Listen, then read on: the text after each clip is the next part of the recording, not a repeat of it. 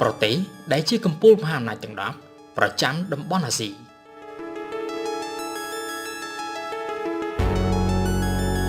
តាមប្រទេសណាមួយនៅក្នុងតំបន់អាស៊ីដែលមានអំណាចជាងគេប្រហែលជាលោកអ្នកអាចដឹងអំពីរឿងនេះទ្វីបអាស៊ីកំពុងបោះជំហានក្លាយជាតំបន់ដ៏មានសក្តានុពលបំផុតនៅក្នុងពិភពលោក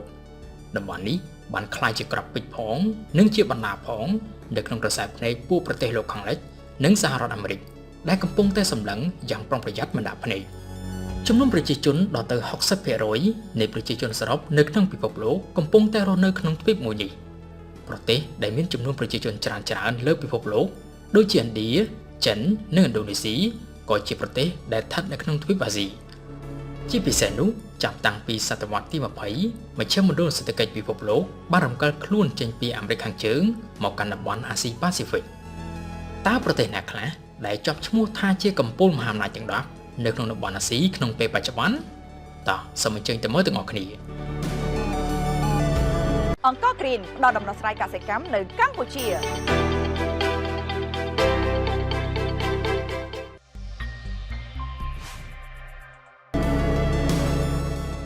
ទី1គឺប្រទេសចិន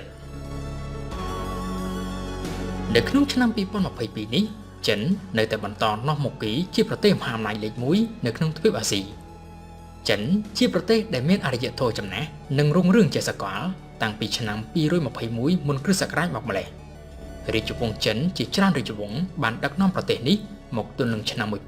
1912ចាប់តាំងពីទសវត្សរ៍ឆ្នាំ1940មកប្រទេសចិនបានស្ថិតនៅក្រោមការដឹកនាំរបស់បកកុម្មុយនីសចិននិងមានឈ្មោះជាផ្លូវការថាសាធារណរដ្ឋប្រជាមានិតចិនសប្តាហ៍ថ្ងៃនេះចិនគឺជាប្រទេសដែលមានចំនួនប្រជាជនច្រើនជាងគេបំផុតនៅលើពិភពលោកគឺជាង 1.4000 លាននាក់នៅក្នុងចំណោមប្រជាជនចិនទាំងអស់ជនជាតិហានមានជាង 90% GDP របស់ប្រទេសនេះមាន 14.3 ត្រីលៀនដុល្លារអាមេរិកនិងមាន GDP សម្រាប់ប្រជាជនម្នាក់ៗជាង $10,000 បន្ទាប់ពីរុស្ស៊ីនិងកាណាដាចិនគឺជាប្រទេសដែលមានផ្ទៃដីធំជាងគេបំផុតលើពិភពលោកក្រៅពីនេះចិនមានសេដ្ឋកិច្ចធំបំផុតលំដាប់ទី2បន្ទាប់ពីសហរដ្ឋអាមេរិកបើនិយាយពីកម្លាំងយោធាវិញទាំងកងទ័ពជើងគោកជើងទឹកនិងជើងអាកាសចិនសុទ្ធតែបាននឹងកំពុងអភិវឌ្ឍយ៉ាងខ្លាំងក្លា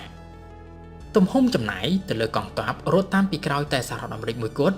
ចិនគឺជាប្រទេសដែលមានកងទ័ពលេខ1ប្រចាំតំបន់អាស៊ីអ្វីដែលកាន់តែសំខាន់នោះចិនគឺជាមហាអំណាចនុយក្លេអ៊ែរនិងជាសមាជិកអចិន្ត្រៃយ៍នៃក្រុមប្រឹក្សាសន្តិសុខអង្គការសហប្រជាជាតិទៀតផង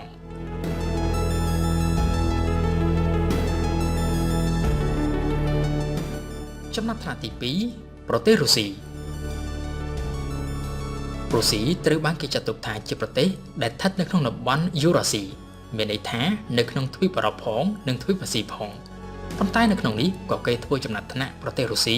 ចូលមកក្នុងមហាអំណាចនៃអាស៊ីផងដែរមានចំនួនទាហានជាង1លាននាក់រុស្ស៊ីគឺជាប្រទេសដែលមានចំនួនកងទ័ពច្រើនជាងគេបំផុតលំដាប់ទី2នៅក្នុងពិភពលោកបន្ទាប់ពីប្រទេសចិនរុស្ស៊ីគឺជាមហាអំណាចនុយក្លេអ៊ែរដែលមានចំនួនក្បាលគ្រាប់អាវុធប្រឡាយលោកនេះច្រើនជាងគេគឺរហូតដល់ទៅជាង 6850 ក្រាបបន្ទាប់ពីការដួលរលំនៃអតីតសហភាពសូវៀតនៅក្នុងឆ្នាំ1991ប្រទេសដែលមានផ្ទៃដីធំជាងគេលើលោកនេះបាននាំមុខគេខាងផលិតបច្ចេកវិទ្យាយោធានិងអាវុធដោយលក់ចែកចាយពាសពេញសកលលោករុស្ស៊ីគឺជាប្រទេសដែលមានកញ្ចប់ថវិកាយោធាខ្ពស់និងជាសមាជិកអចិន្ត្រៃយ៍នៃក្រុមប្រឹក្សាសន្តិសុខនៃអង្គការសហប្រជាជាតិដូចជាចិនផងដែរ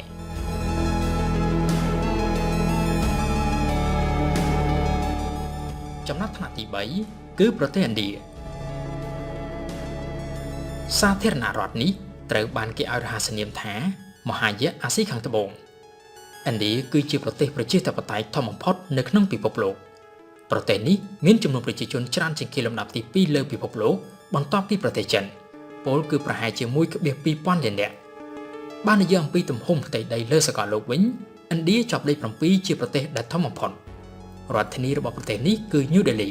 ហើយក្រៅពីនេះក៏មានទីក្រុងធំៗផ្សេងទៀតដូចជាទីក្រុងមុំបៃ ឆេណៃនិងអាសាមដាបាតអ្វីបើប្រទេសនេះមានភាសាចំនួន22ដែលគេទទួលស្គាល់ប្រើប្រាស់ជាផ្លូវការប៉ុន្តែភាសាហិណ្ឌីនិងអង់គ្លេសត្រូវបានគេប្រើប្រាស់ច្រើនជាងគេឥណ្ឌាគឺជាប្រទេសដែលមានសក្តានុពលធនធានមនុស្សប៉ុន្តែបច្ចុប្បន្នប្រទេសនេះកំពុងតែដើរអូសជើងបន្តិច ដោយសារតែបញ្ហានយោបាយនិងជំនឿសាសនាដែលចាក់ស្រេះយ៉ាងស្មុគស្មាញក្នុងសង្គមទោះបីជាច្បាប់សហព័ន្ធឥណ្ឌាខ្លាំងក្លាយ៉ាងណាប៉ុន្តែច្បាប់នេះអនុវត្តបានតែជាមួយនឹងប្រជាជនសាមញ្ញតែប៉ុណ្ណោះចំណែកឯអ្នកនយោបាយទុច្ចរិតនិងឈ្មួញរកស៊ីដ៏មានអំណាចនៅតែបន្តអង្គុយនៅលើច្បាប់ដដែលនេះគឺជាមូលហេតុមួយដែលប្រជាជនឥណ្ឌារហូតដល់ទៅជាង 80% កំពុងតែរស់នៅក្នុងភាពក្រីក្រយ៉ាងណាមិញបាននិយាយអំពីកម្លាំងយោធាវិញឥណ្ឌាគឺជាប្រទេសដែលមានអំណាចផ្នែកយោធាដ៏ធំមួយនៅក្នុងពិភពលោកមិនថាកងទ័ពជើងគោកជើងទឹកឬក៏ជើងអាកាសទេឥណ្ឌាកំពុងតែអភិវឌ្ឍបណ្ដុះបណ្ដាលនិងពង្រីកយ៉ាងផុសផុលកងទ័ពឥណ្ឌាគឺជាកងទ័ពដែលបំពាក់បច្ចេកវិទ្យាទំនើបនិងមានបទពិសោធន៍នៅលើសមរភូមិពិតៗជាពិសេសនោះបទពិសោធន៍ធ្វើសង្គ្រាមជាមួយនឹងប្រទេសចិននិងប្រទេសប៉ាគីស្ថានសូមជម្រាបផងដែរថាឥណ្ឌាក៏មានអាវុធនុយក្លេអ៊ែរនៅក្នុងដៃផងដែរ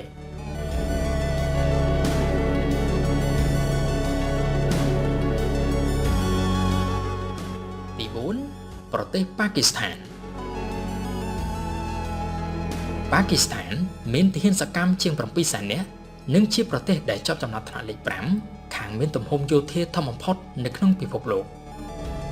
ទាហានរបស់ប៉ាគីស្ថានមិនថាកងទ័ពជើងទឹកជើងគោកឬក៏ជើងអាកាសទេសុទ្ធតែមានការបណ្ដុះបណ្ដាលបានយ៉ាងល្អនិងមានវិជ្ជាជីវៈក្នុងកម្រិតខ្ពស់ដោយសារតែការប្រយុទ្ធគ្នាញឹកញាប់ជាមួយនឹងប្រទេសជិតខាងរបស់ខ្លួនគឺឥណ្ឌាបានធ្វើឲ្យទាហានប៉ាគីស្ថានមានបទពិសោធន៍សង្គ្រាមនិងជាទាហានដែលមានការប្រុងប្រយ័ត្នខ្ពស់ប៉ាគីស្ថានគឺជាប្រទេសមូស្លីមតែមួយគត់ក្នុងពិភពលោកដែលមានអាវុធនុយក្លេអ៊ែរនៅក្នុងដៃប្រទេសនេះមានទំនាក់ទំនងយ៉ាងស្អិតរមួតជាមួយនឹងប្រទេសមូស្លីមធំៗដទៃទៀតដូចជាទូគីនិងបណ្ដាប្រទេសមូស្លីមក្នុងតំបន់មជ្ឈិមបូព៌ាក្រៅពីនេះប៉ាគីស្ថានក៏មានសម្ព័ន្ធមិត្តធំៗលើពិភពលោកដូចជាចិនបារាំងអង្គការ NATO និងសហរដ្ឋអាមេរិក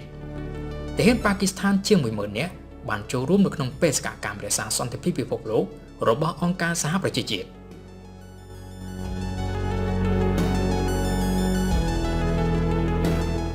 ចំណាត់ថ្នាក់ទី 5 ប្រទេសអ៊ីស្រាអែលតើនរណាដែលមិនដឹងថាអ៊ីស្រាអែលគឺជាប្រទេសយ៉ាងម៉េចនោះបាត់បង់ប្រទេសជាង 2000 ឆ្នាំជនជាតិជ្វីបអាចប្រមូលគ្នាបង្កើតប្រទេសឡើងវិញក្រោមការតាមគំនិតមិនបានសម្រេចរបស់បណ្ដាប្រទេសជាសត្រូវជាច្រើននិយាយទៅប្រទេសអ៊ីស្រាអែលមានចំនួនស៊ីសាច់ហូតឈាមនិងធ្លាប់ធ្វើសង្គ្រាមគ្រប់ប្រទេសជិតខាងរបស់ខ្លួនហើយសុទ្ធតែទទួលបានជោគជ័យនៅក្នុងសង្គ្រាមទាំងអស់នោះឲ្យតែប្រទេសណាមួយហ៊ានប៉ះប្រទេសអ៊ីស្រាអែលនោះសហរដ្ឋអាមេរិកនឹងចេញមុខភ្លាមពីព្រោះពួកគេគឺជាសម្ព័ន្ធមិត្តដៃថែបចាក់ទឹកមិនលិចតើប្រិមិត្តដឹងទេប្រព័ន្ធការពារមីស៊ីលទំនើបបំផុតរបស់ពិភពលោកគឺត្រូវបានបំពាក់នៅលើទឹកដីអ៊ីស្រាអែលនេះហើយក៏ទទួលបានការថែទាំពីសំណាក់សហរដ្ឋអាមេរិកទៀតផងប្រព័ន្ធការពារកំជ្រួចនេះមានសមត្ថភាពអាចកំទេចគ្រាប់មីស៊ីលរហូតដល់ទៅ 90% តាមរយៈកំជ្រួចផ្ទាល់ខ្លួនរបស់វាបើនិយាយពីរឿងកម្លាំងយោធាវិញអ៊ីស្រាអែលគឺជាប្រទេសដែលគួរឲ្យកោតញញឹតខ្លាំងណាស់ប្រទេសនេះត្រូវបានគេស្គាល់ថាជាប្រទេសដែលមានកម្មវិធីបណ្ដុះបណ្ដាលកងទ័ពល្អបំផុតនៅក្នុងពិភពលោកទាំងបទពិសោធន៍ធ្វើសង្គ្រាមនិងទាំងសម្ភារៈយោធាទំនើបគឺទាហានអ៊ីស្រាអែលសុទ្ធតែមានលើសពីសត្រូវជិតខាងរបស់ខ្លួនរតែពិសេសនោះអ៊ីស្រាអែលគឺជាប្រទេសដែលមានកម្លាំងកងទ័ពអាកាសខ្លាំងជាងគេបំផុតនៅក្នុងតំបន់មជ្ឈិមបូព៌ាទាំងមូលតាមរយៈការអភិវឌ្ឍឧស្សាហកម្មយោធាផ្ទាល់ខ្លួនបានធ្វើឲ្យអ៊ីស្រាអែលមិនសូវពឹងផ្អែកទៅលើប្រទេសដទៃលើផ្នែកសម្ភារៈយោធានោះទេបន្ថែមលើនេះអ៊ីស្រាអែលក៏មានអាវុធនុយក្លេអ៊ែរនៅក្នុងដៃផងដែរ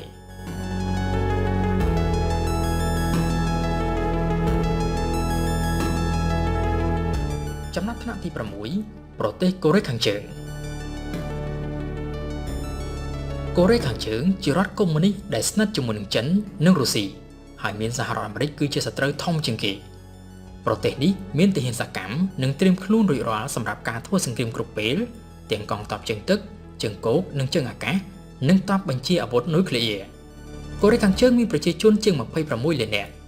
រាប់ត្រឹមឆ្នាំ 2022 ប្រទេសនេះមានកងទ័ពសកម្មជាង 950,000 នាក់និងបុគ្គលិកយោធាផ្សេងទៀតចំនួនជាង 420,000 នាក់អគ្គមេបញ្ជាការកងទ័ពរបស់ប្រទេសនេះគីមចុងអ៊ុនបានប្រឹងប្រែងអភិវឌ្ឍយោធានិងអាវុធនុយក្លេអ៊ែររបស់ខ្លួនជារៀងរ៉ាបដែលបង្កឲ្យប្រទេសជិតខាងរបស់ប្រទេសកូរ៉េខាងជើងដែលមានដូចជាកូរ៉េខាងត្បូងនិងជប៉ុននិងពេលខ្លះទៀតចិនផងដែរមានការព្រួយបារម្ភគឺបារម្ភខ្លាចកូរ៉េខាងជើងដើរហួសបន្ទាត់ក្រហមនាំភ្លើងសង្គ្រាមចូលមកកាន់តំបន់អាស៊ីខាងកើតអ្វីបើប្រទេសកូរ៉េខាងជើងមានសម្ភារៈយោធាច្រើនប៉ុន្តែមួយចំនួនធំនៃសម្ភារៈយោធាទាំងអស់នេះមានសភាពចាស់ៗហួសសម័យទៅហើយសូមបញ្ជាក់ផងដែរថា រដ្ឋកុម្មុយនីសកូរ៉េខាងជើងគឺជាប្រទេសទី9ដែលមានអាវុធនុយក្លេអ៊ែរនៅក្នុងដៃមានចំនួនចន្លោះពី40ទៅ50គ្រាប់បើគេគិតត្រឹមឆ្នាំ2022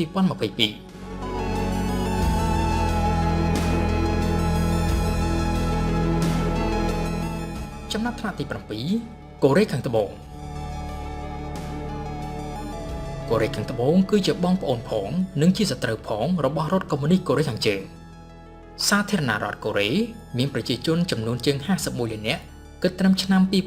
2020ប្រទេសនេះមានរដ្ឋធានីឈ្មោះថាសេអ៊ូលជាទីប្រជុំជនដែលធំបំផុតរបស់ប្រទេសហើយក្រៅពីនេះក៏មានទីក្រុងធំៗផ្សេងទៀតផងដែរដូចជាទីក្រុងអ៊ីនជេអុនប៊ូសាននិងទីក្រុងដេគូក្នុងតំបន់អាស៊ីកូរ៉េខាងត្បូងត្រូវបានគេចាត់ទុកថាជាមហាអំណាចយោធានិងសេដ្ឋកិច្ចមួយផងដែរកូរ៉េខាងត្បូងខិតខំពង្រឹងវិស័យយោធារបស់ខ្លួនយ៉ាងខ្លាំងដោយបានបំពាក់បំពន់នូវការបណ្ដុះបណ្ដាលនិងធ្វើទំនើបកម្មពីព្រោះថាប្រទេសនេះមិនសូវខុសពីអ៊ីស្រាអែលដែរគឺរងនឹងការគំរាមកំហែងពីសត្រូវជិតខាងគ្រប់ពេលវេលាប្រទេសសាធារណរដ្ឋនេះមានមហាអំណាចសហរដ្ឋអាមេរិកជាបងធំដែលតែងតែគាំទ្រជាប់ជានិច្ចចំពោះវិស័យយោធាវិញបុគ្គលិកយោធាសរុបរបស់កូរ៉េខាងត្បូងមានចំនួនជាង3លាននាក់ឯណោះបើគេគិតត្រឹមឆ្នាំ2020ប្រជាជនដែលមានអាយុចន្លោះពី18ឆ្នាំទៅ28ឆ្នាំត្រូវចាប់កាតព្វកិច្ចយោធាផ្នែកជើងគោក18ខែផ្នែកជើងទឹក20ខែនិងផ្នែកជើងអាកាសចំនួន22ខែកាលពីឆ្នាំ2021កូរ៉េខាងត្បូងបានចាយថវិកាជាង$50 លានអាមេរិកទៅលើវិស័យយោធារបស់ខ្លួនសូមបញ្ជាក់ថាប្រទេសកូរ៉េខាងត្បូងគ្មានអាវុធនុយក្លេអ៊ែរនោះទេ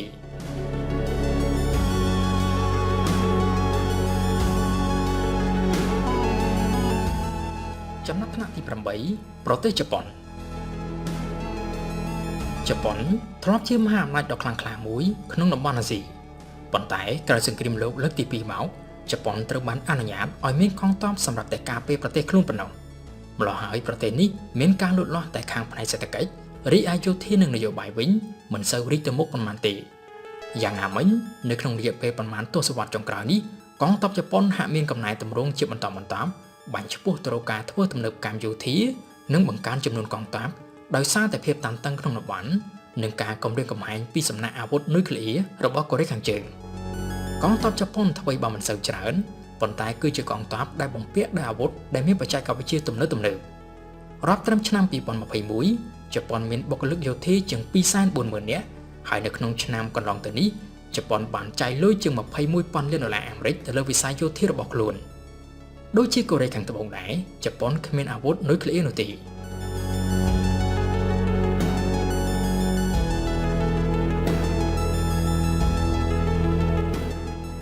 ចំណាត់ថ្នាក់ទី9ប្រទេសឥណ្ឌូនេស៊ីឥណ្ឌូនេស៊ីប្រទេសដែលស្ថិតនៅក្នុងតំបន់អាស៊ីអាគ្នេយ៍មួយនេះគឺជាប្រទេសដែលកាន់សាសនាអ៊ីស្លាមធំបំផុតនៅក្នុងពិភពលោកឥណ្ឌូនេស៊ីមានបុគ្គលិកយោធាសកម្មជាង400,000 នាក់ប៉ុន្តែសម្ភារៈយោធាមិនសូវជាថ្មីសម្បូរនិងទំនើបណាស់ណាទេនៅក្នុងឆ្នាំ2022នេះឥណ្ឌូនេស៊ីបានចាយលុយជាង$9 លានអាមេរិកទៅលើកងទ័ពជាតិរបស់ខ្លួនយោងតាមទិន្នន័យរបស់ធនាគារពិភពលោកកាលពីឆ្នាំ2020ប្រទេសនេះមានទំហំ GDP សរុបជាង$1 ទ្រីលានអាមេរិកហើយមាន GDP សម្រាប់ប្រជាជនម្នាក់ៗជាង$3,800អាមេរិកជាចុងក្រោយឥណ្ឌូនេស៊ីគឺជាប្រទេសដែលគ្មានអាវុធនុយក្លេអ៊ែរផងដែរ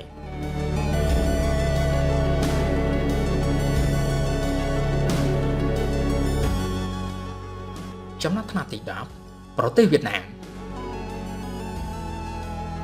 ប្រទេសសង្គមនិយមមួយនេះស្ថិតនៅក្បែរខាងប្រទេសកម្ពុជាយើងគឺជាប្រទេសដែលគេស្គាល់ថាជាខ្លាយោធាមួយក្នុងតំបន់អាស៊ីអាគ្នេយ៍នៅក្នុងប្រវត្តិសាស្ត្រកងទ័ពវៀតណាមធ្លាប់ប្រយុទ្ធជាមួយនឹងប្រទេសផ្សេងៗដូចជាម៉ុងហ្គោល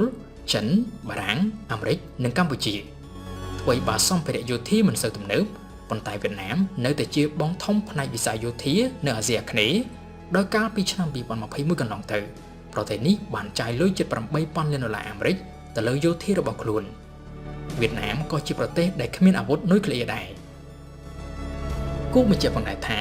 ចំណាត់ថ្នាក់ប្រទេសកំពូលមហាអំណាចទាំង10នៅអាស៊ីនេះគឺគិតត្រឹមឆ្នាំ2022តែប៉ុណ្ណោះចំណាត់ថ្នាក់នេះអាចនឹងមានការប្រែប្រួលសម្រាប់ឆ្នាំជាបន្តទៅមុខទៀតអង្គរ Green ផ្ដល់ដំណោះស្រាយកសិកម្មនៅកម្ពុជា ពួកយើងមានទិសដៅរួមគ្នាក្នុងការអភិវឌ្ឍនិងធ្វើទំនើបកម្មកសិកម្មអង្គរ Green ផ្ដល់ការបណ្ដុះបណ្ដាលបច្ចេកទេសកសិកម្មផ្គត់ផ្គង់ជីនិងថ្នាំកសិកម្មលំដាប់ពិភពលោកគ្រឿងយន្តកសិកម្មទំនើបប្រព័ន្ធស្រោចស្រពដែលរចនាប្លង់តាមបែបវិទ្យាសាស្ត្រចំណីនិងថ្នាំព្យាបាលសត្វចិញ្ចឹមគ្រប់ប្រភេទអូមិនត្រឹមតែប៉ុណ្ណោះក៏មានបុគ្គលិកចុះគាំទ្រតាមចំការថែមទៀតលើពីនេះអង្គរ Green ក៏បានគាំទ្រកសិករឲ្យអនុវត្តស្តង់ដារសុវត្ថិភាពហើយប្រមូលទិញនិងចែកចាយកសិផលបន្តទៅកាន់ទីផ្សារនៅក្នុងស្រុកនិងនាំចេញទៅកាន់ទីផ្សារពិភពលោក